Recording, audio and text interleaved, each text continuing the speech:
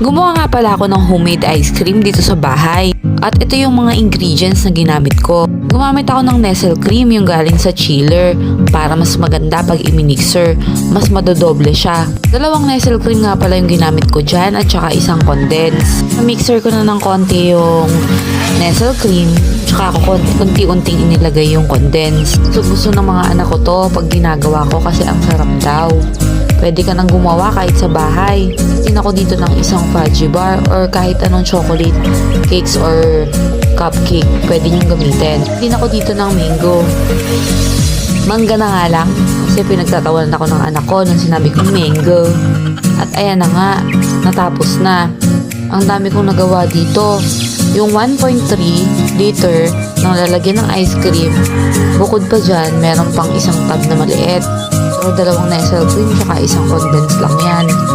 Kinabukasan,